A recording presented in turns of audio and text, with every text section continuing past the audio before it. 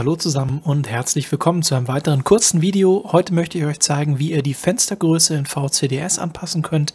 Dazu einmal in die Einstellungen wechseln, dann Benutzeroberfläche auswählen. Hier habt ihr einen Punkt Fenstergröße. Hier könnt ihr entsprechend den Regler so anpassen für eure Bildschirmauflösung. Ihr bekommt da Hinweise angezeigt. Nach der Einstellung das Ganze speichern. Wichtig, speichern, nicht übernehmen. Dann VCDS einmal schließen und wie ihr sehen könnt, haben wir jetzt entsprechend eine andere Fenstergröße, beziehungsweise die Skalierung hat sich auch ein bisschen angepasst. Das können wir jetzt nochmal fein justieren, dann wieder speichern, VCDS neu starten und so könnt ihr die Auflösung bzw. Skalierung in VCDS anpassen. Das war's mit dem heutigen Kurzvideo. Euch eine gute Zeit und ciao!